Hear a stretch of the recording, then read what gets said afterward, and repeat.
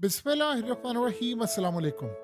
आज बहुत बड़ी डेवलपमेंट है। रूस का सबसे बड़ा लार्जेस्ट मिलिट्री कार्गो इस वक्त जदीद हथियार, डिफेंस सिस्टम और न जाने क्या कुछ हो सकता है इसमें, जेट्स हो, चीज़ें हो, ये तमाम की तमाम चीज़ें लेकर इस वक्त ईरान पहुंच चुका है।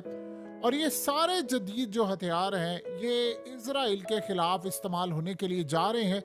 अब आप अंदाजा करें कि इसराइल के खिलाफ इस जंग में बाकायदा तौर पर रूस कूद चुका है।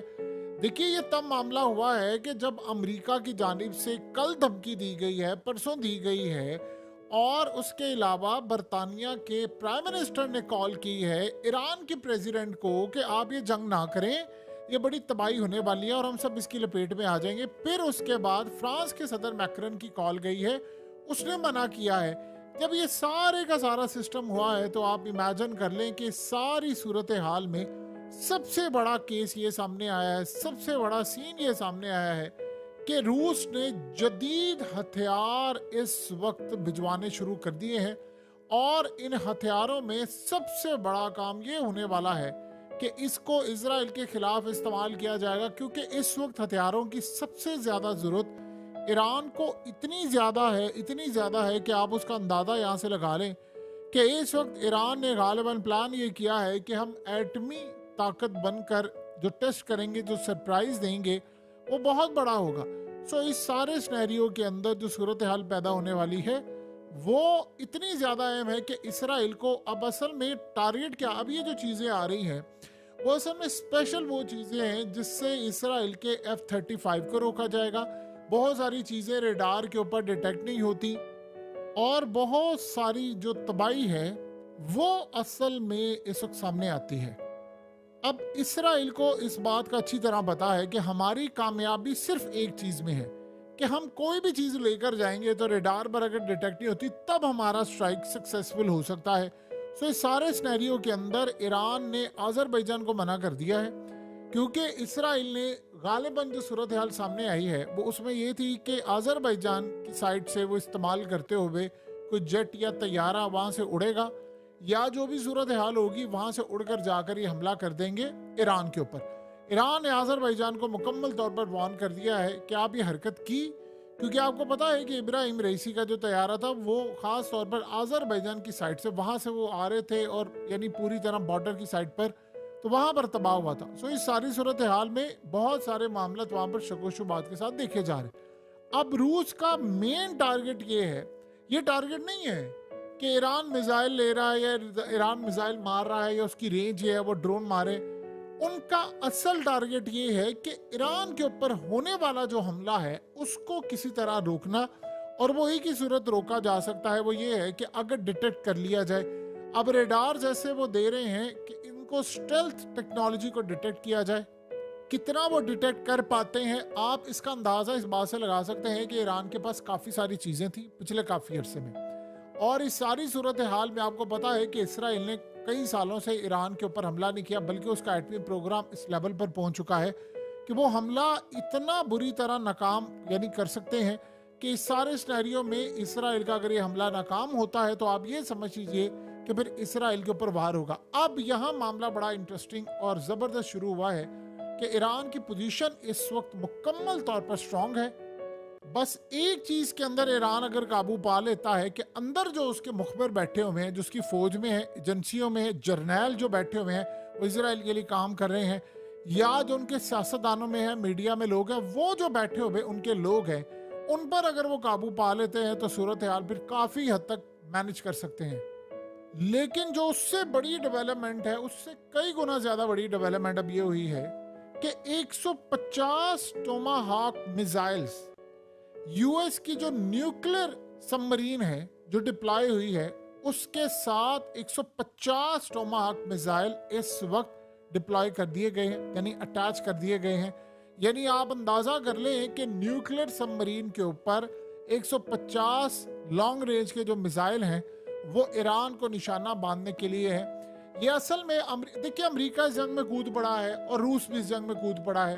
अब मसला सारा ये है कि अगर अमेरिका ने इस जंग के अंदर डायरेक्टली ईरान पर हमला किया तो फिर ये याद रखिएगा अमेरिका का कब्रिस्तान यहाँ पर बन जाएगा, ये जो कोई सूरत हाल ये समझ रहा है कि जी ईरान को हमला करने के लिए, यानी आप ये सोचें 150 टोमाहाक मिसाइल जो है वो न्यूक्लियर सबमरीन के ऊपर आपने अटैच कर दिए हैं और आपने पूरी तरह ईरान और हिजबुल्लाह को मारने के लिए रखे हैं, तो क्या ईरान चुप करके बैठेगा? यही वजह है कि रूस से तैयारा आता है, रूस से कार्गो आता है, वो सामान लेकर आता है, उधर अमेरिका जो है वो अपना न्यूक्लियर सबमरीन लेकर आता है।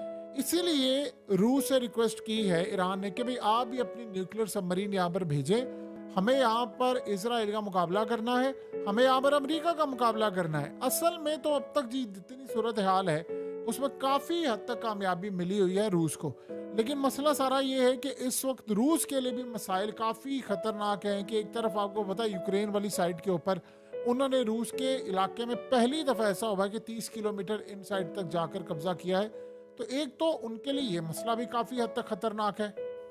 अमेरिका असल में यही बात चाह रहा था कि हम इनको डरा दें और इन्होंने पैगाम असल में दिया है इस वक्त ईरान को और कहा है कि देखो हमारी ताकत का अंदाज़ा तुम यहाँ से लगा सकते हो कि हमारे 150 मिसाइल तुम्हारे रुख पर हैं और हम किसी भी वक्त इसको कुछ कर सकते हैं। असल में अगर एक बात याद रखिएगा, ये इतनी बड़ी खबर होगी, इतनी बड़ी खबर होगी कि दुनिया की किसी भी खबर से ये बड़ी खबर होगी अगर इस न्यूक्लियर सबमरीन को यमन ने तबाह कर दिया।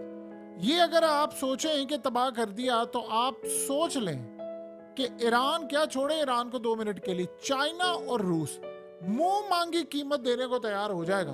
यानी अगर आपने किसी को कॉन्ट्रैक्ट देना हो, अगर इन्होंने अमेरिका की न्यूक्लियर सबमरीन तबाह कर दी तो आप ये समझ लें कि जो डिमांड चाइना से करेगा यमन, जो डिमांड रूस से करेगा यमन। आपको पता है यमन का डेलीगेशन अभी गया था तो उन्होंने जाकर पुतिन से बातचीत की, उन्होंने कहा कि हमें ये चीज़ें चाहिए। तो मेन चीज़ उन्होंने वहाँ पर सामने रखी कि हम आपके साथ ताउन करेंगे, अपनी मार्केट आपके लिए ओपन करेंगे, ट्रेड डायरेक्ट करेंगे। उन्होंने कहा जी हमें अफ्रीका से माल आता है, आपका मिडिल ईस्ट से आता है, डायरेक्ट नहीं आता, हम चाहते हैं आप डायरेक्ट हमारे साथ ट्रेड करें, इन्वेस्टमेंट करें। उन्होंने कहा जी हम सारा कुछ करने को तैयार हैं, कुछ टास्क आपने सर अंजाम देने हैं ताकि हमें पता चले कि आपके साथ हमारे ताल्लुकात कैसे हैं। उनमें टास्क ये था कि आपने अमेरिका के वॉरशिप और चीज़ों को डायरेक्ट हमला करना, उसके लिए टेक्नोलॉजी भी रूस दे रहा है। चाहे मिडिल ईस्ट की कंट्रीज 1000 दफ़ा ये बात कहती रहे कि जी वो टेक्नोलॉजी गई है, वो जी फलाना काम हुआ है, ये तो ठीक नहीं था। आप 1000 दफ़ा भी कहते रहे, किसी को घंटा फ़र्क पड़ता है। लेकिन एक बात तय है कि इस टेक्नोलॉजी के साथ अब अगर इन्होंने तबाह कर दिया तो आप अंदाज़ा नहीं कर सकते कि रूस के लिए कितनी बड़ी ये लॉटरी निकल आएगी। कि फिर याद रखिएगा जब वो ब्लैक सी या दीगर जगहों पर जाकर उनको जरूरत पड़ेगी तो यही यमन वहां पर जाकर हमला करेगी। ये बहुत बड़ा टेस्ट होगा उनका। ये आसान नहीं है न्यूक्लियर सबमरीन को तबाह करना, लेकिन अगर वो कर गए तो बस आप ये समझ लें कि उनकी लॉटरी निकल आएगी। देखिए इस सारी सूरत हाल में एक अजीबोगरीब सिनेरियो ये बना है। वो सिनेरियो ये बना है कि आपको पता है कि इसराइल की इकोनॉमी की जो रेटिंग है वो फिच ने डाउन कर दी है। अब अगला सिनेरियो ये बन रहा है, वही कह रहे हैं कि इसराइल को टास्क ये दिया गया है कि आपने हमास के अंदर बहुत सारे जो लोग हैं उनको खरीदना है, यानी उनको पैसा दें, उनको कहें जी हम आपको नेशनैलिटी देंगे, फलाना देंगे, हम आपको मुल्क बदर करवाने में मदद करेंगे, आपको घर देंगे, अमेरिका में जहाँ जहाँ हो सकता है करेंगे। तो आप अंदाज़ा कर सकते हैं कि सारे सिनेरियो में सीन क्या चल रहा है। सीन असल में ये चल रहा है, सारे सिनेरियोस में सारी जगह पर ये सीन चल रहा है कि इस वक्त हालात ये पैदा हो गए हैं कि उन्होंने कहा कि अगर हम इनके अंदर से मुखबिर निकाल कर याह्या सिनवार को मार देते हैं तो ये हमारे लिए अब तक की सबसे बड़ी कामयाबी होगी। तो देखिए मुखबिर तो उनको ये कह रहे हैं कि देखो ये सब कुछ तबाह होने वाला है, तुम्हारे यहाँ से मुल्क जा रहा है, तो बेहतर ये है कि तुम अपना आप बचा लो, अपनी फैमिली को बचा लो, ग्रीन कार्ड हम लगवा देते हैं, ऑस्ट्रेलिया कनाडा जिस मुल्क को भी शिफ्ट करवा देते हैं, पैसा भी देंगे, यूरोप चले जाओ, साथ तुम्हें कारोबार भी सेट करवा देंगे, जो कहोगे करेंगे। लेकिन इस सारी सूरत हाल के अंदर तुम्हें ये काम करना पड़ेगा। अब ये एक नई स्ट्रेटजी उनके सामने, वैसे तो इस पर वो काफ़ी देर से काम कर रहा है, लेकिन अब खुलकर सामने ये सारी की सारी स्ट्रेटजी आई है। और इस सूरत हाल के अंदर एक यानी अमेरिका का जो डेलीगेशन है वो लिबनान भी पहुंचा है और वहाँ पर जाकर वो हिजबुल्लाह को लास्ट वार्निंग देने के लिए गए हैं कि अगर आपने हमला करने की कोशिश की तो फिर हम आपको मुकम्मल तौर पर तबाह कर देंगे। और लिबनान को ये तक उन्होंने कहा है कि हमारे पास कोई रास्ता बाकी नहीं बचा कि हम आपको तबाह ना करें। तो लिहाजा आपने इस सारे सिनेरियो में एक चीज़ मेक श्योर करनी है कि आप इस जंग में इसराइल के ऊपर हमला ना करें। वरना मजबूरन हमें यहाँ पर स्ट्राइक करना पड़ेगा। उन्होंने कहा ये न्यूक्लियर सबमरीन खड़ी है, ये 150 टमाहॉक मिसाइल हैं, वो हमने आपके ऊपर मार रहे हैं। सो आप इस गलत फहमी में ना जीना कि ये काम करना फलाना। आगे से वो बड़ा क्लियरली उन्होंने बता दिया है। देखिए बात उनको अच्छी तरह पता है, इजराइल को ये बात पता है कि जब तक लिबनान रहेगा, जब तक ईरान रहेगा, हमारे लिए खतरा ही खतरा मौजूद है। सो ईरान का मसला नहीं है, ये लड़ाई इसराइल ईरान की नहीं है, ये लड़ाई अल्टीमेटली रूस और इसराइल की बन जानी है मुस्तकबिल के अंदर, जिसमें अमेरिका भी इनकी साइड पर होगा। और ये आज जितने यूरोपियन ममालिक कह रहे हैं कि जी हम नहीं होंगे, आप देखते जाइएगा सारे के सारे इसराइल के साथ खड़े होंगे और ये लड़ाई नहीं आलमी जंग बन जाएगी।